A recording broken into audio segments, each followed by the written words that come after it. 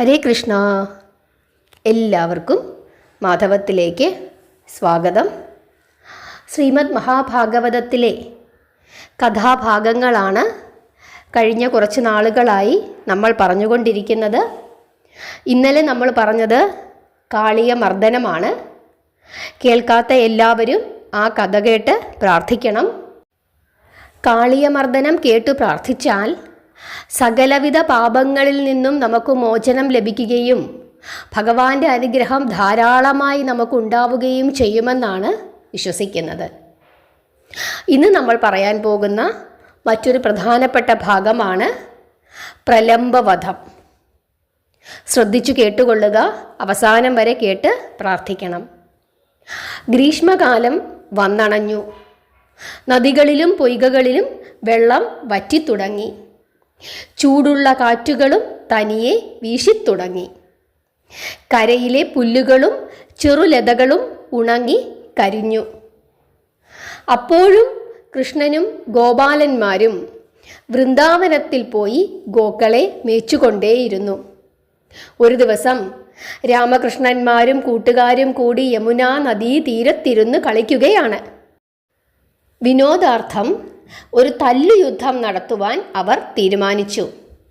തല്ലിൽ ജയിക്കുന്നവനെ തോൽക്കുന്നവൻ ചുമലിലെടുത്ത് അങ്ങോട്ടും ഇങ്ങോട്ടും ഓടണം. അതാണ് ആ കളിയുടെ ചടങ്ങ്. അപ്പോൾ കംസനിയോഗിതനായിരുന്ന പ്രലംഭൻ എന്ന അസുരൻ ശ്രീകൃഷ്ണനെ വധിക്കുന്നതിനു പറ്റിയ അവസരവും പാർത്ത് നടക്കുന്ന കാലമായിരുന്നു അത്. ഗോപകുമാരൻ്റെ വേഷത്തിൽ അവനും ആ കൂട്ടത്തിൽ കളിക്കുവാൻ കൂടി. സൂത്രത്തിൽ കൃഷ്ണനെ വധിക്കണമെന്ന് തന്നെയായിരുന്നു പ്രലംഭൻ്റെ ഉദ്ദേശം. കൃഷ്ണൻ അവൻ്റെ യാഥാർത്ഥ്യം തിരിച്ചറിഞ്ഞ് വിവരം അഗ്രജനെ ധരിപ്പിച്ചുവെങ്കിലും അറിഞ്ഞ ഭാവം അവർ നടിച്ചില്ല. ബാലന്മാരും അവനെ കണ്ട് സംശയിക്കാതെ ഇരുന്നില്ല. പക്ഷേ ആരും അതത്ര കാര്യമാക്കിയില്ല. കളിക്കാനൊരു സ്ഥലം വേണമല്ലോ, അതെവിടെയാണ് എന്നുള്ള ആലോചനയായിരുന്നു അവർക്കപ്പോൾ. സ്ഥലം നോക്കി നോക്കി ഒടുവിൽ അവർ ഭണ്ഡീരകം എന്നു പേരുള്ള വനത്തിൽ ഒരു വലിയ പേരാലിൻ്റെ ചുവട്ടിൽ വന്നു ചേർന്നു. ഇത് നല്ല സ്ഥലമാണ്, നമുക്ക് ഇവിടെ കളിക്കാം എന്ന് കൃഷ്ണൻ അഭിപ്രായപ്പെട്ടു. മറ്റുള്ളവർ അത് സമ്മതിച്ചു. ഓരോ ബാലൻ്റെയും കയ്യിൽ കാലിമേയ്ക്കുന്ന ഒരു വടിയുണ്ട്. അതാണ് തല്ലിനുള്ള അവരുടെ ആയുധം. മത്സരക്കളിയായിരുന്നതിനാൽ കുമാരന്മാർ 2 ചേരികളായി തിരിഞ്ഞു. ഒന്നിൻ്റെ തലവൻ ബലരാമനും മറ്റേതിൻ്റെ തലവൻ കൃഷ്ണനുമായിരുന്നു. ഗോപബാലൻ്റെ വേഷത്തിലുള്ള പ്രലംഭനെ തൻ്റെ ചേരിയിൽ മുകുന്ദൻ ചേർത്തു. കളി ആരംഭിച്ചു. തൻ്റെ ഏറ്റവും വലിയ സഖിയും ഭക്തനുമായിരുന്ന ശ്രീദാമാവുമായിട്ടാണ് ദാമോദരൻ നേരിട്ടത്. ശ്രീദാമാവ് അപ്പോൾ ബലഭദ്രൻ്റെ ചേരിയിലായിരുന്നു.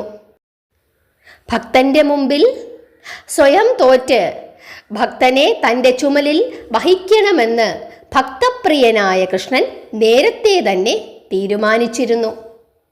ശ്രീദാമാവുമായിട്ടുള്ള തല്ലുയുദ്ധത്തിൽ ശ്രീപതി പരസ്യമായി പരാജിതനായി. ചങ്ങാതികളുടെ ഉത്സാഹത്തോടെയുള്ള ആർപ്പുവിളികൾക്കിടയിൽ അംബുജനയനൻ ശ്രീദാമാവിനെ തൻ്റെ തൃച്ചുമലിൽ ചുമന്നുകൊണ്ട് ആ കളിസ്ഥലത്ത് അങ്ങുമിങ്ങും ഓടി. കൃഷ്ണൻ തോറ്റേ എന്നുള്ള കൂക്കുവിളി എങ്ങും മുഴങ്ങി. കൃഷ്ണൻ ശ്രീദാമാവിനെ താഴെ ഇറക്കി. പിന്നെയും ഈ 2 പേർ ജോഡികളായി നിന്നുകൊണ്ട് യുദ്ധക്കളി തുടർന്നു. ബലഭദ്രനും പ്രലംഭനും തമ്മിലാണ് സംഗതിവശാൽ പിന്നെ മത്സരിക്കാനിടയായത്. തൻ്റെ എതിരാളി സാധാരണ ഒരു പശു മേയ്ക്കുന്ന ഗോപാലൻ എന്നു മാത്രമേ ആ അസുരൻ ധരിച്ചുള്ളൂ.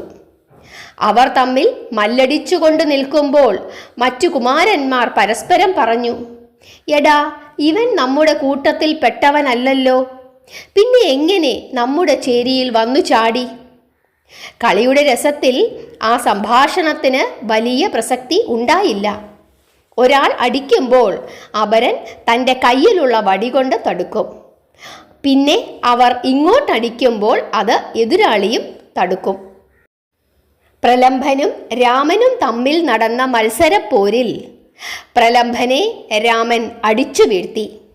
അങ്ങനെ ആ ദാനവൻ തോറ്റതിനാൽ അവൻ ബലരാമനെ ചുമലിൽ വഹിച്ചുകൊണ്ട് ഓടാൻ തുടങ്ങി. രാമൻ കൃഷ്ണനാണെന്ന് തെറ്റിദ്ധരിച്ചുകൊണ്ട് അസുരൻ തൻ്റെ സ്വയം രൂപം അവലംബിച്ച് ഒരു മല കണക്കെ മേൽപോട്ട് ഉയർന്നു. അവൻ്റെ തോളിൽ ബലരാമൻ ഒരു കൊതുക് പോലെ അത്ര ചെറുതായി കാണപ്പെട്ടു.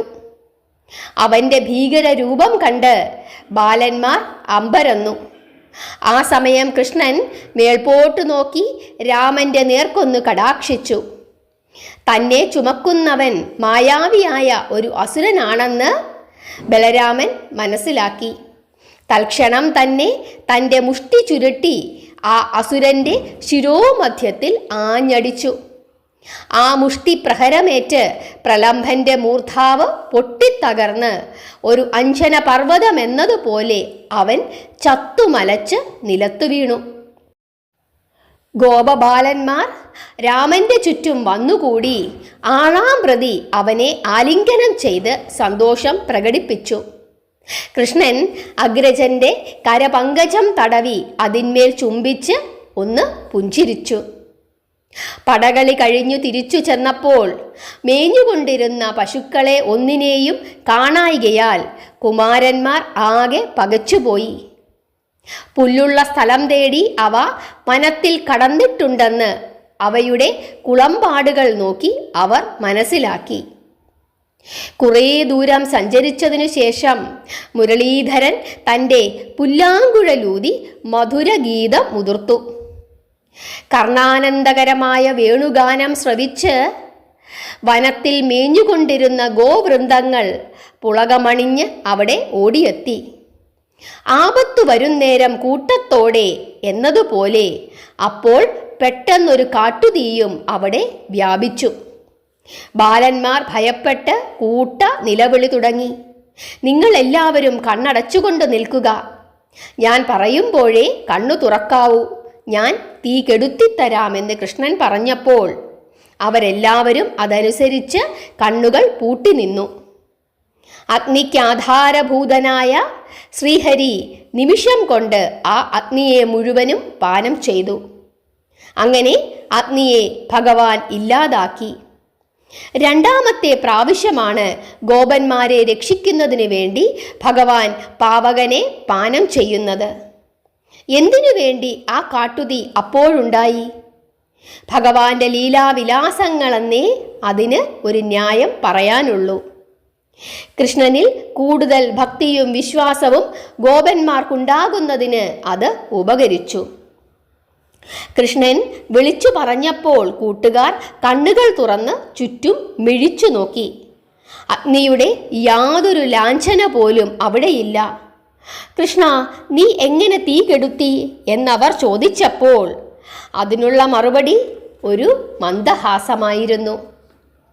അന്നു വൈകുന്നേരം സ്വഗൃഹങ്ങളിലെത്തിയപ്പോൾ രാമൻ പ്രലംഭനെ വധിച്ചതും കൃഷ്ണൻ കാട്ടുതീ കെടുത്തിയതും ഓടക്കുഴലൂതി പശുക്കളെ വരുത്തിയതുമെല്ലാം ഗോപബാലന്മാർ മാതാപിതാക്കളെയും യശോദാറാണിയെയും രോഹിണീ ദേവിയെയും നന്ദഗോപരെയും പറഞ്ഞ് കേൾപ്പിച്ചു.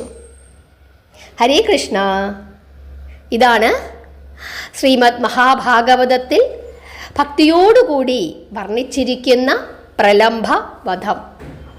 എല്ലാവർക്കും ഈ കഥാഭാഗം ഇഷ്ടപ്പെട്ടു എന്ന് വിചാരിക്കുന്നു. സബ്സ്ക്രൈബ് ചെയ്യാതെ കാണുന്നവരൊക്കെ സബ്സ്ക്രൈബ് ചെയ്യണം. ഭഗവാന്റെ കഥകൾ നിങ്ങൾക്ക് ഇഷ്ടപ്പെട്ടോ? നിങ്ങൾക്ക് തുടർന്ന് ഇനിയും കേൾക്കണമോ? എല്ലാവരും നിങ്ങളുടെ അഭിപ്രായങ്ങൾ പറയണം. നാമം ജപിക്കണം, പ്രാർത്ഥിക്കണം. കഥകൾ കേൾക്കുക മാത്രമല്ല, മറ്റുള്ളവർക്കത് പറഞ്ഞു കൊടുക്കുകയോ അതല്ലെങ്കിൽ ഈ വീഡിയോ മറ്റുള്ളവർക്ക്, നിങ്ങളുടെ സുഹൃത്തുക്കൾക്ക്, ബന്ധുക്കൾക്ക്, പ്രിയപ്പെട്ടവർക്കൊക്കെ ഷെയർ ചെയ്തു കൊടുക്കുകയോ ചെയ്യണം. കാരണം ഭഗവാന്റെ കഥകൾ പറയുന്നതും കേൾക്കുന്നതും പ്രചരിപ്പിക്കുന്നതും ഭക്തി തന്നെയാണ്. ഇത് ഭാഗവതത്തിൽ പല സ്ഥലങ്ങളിലും ഭഗവാൻ പറഞ്ഞിട്ടുണ്ട്. ഹരേ കൃഷ്ണ.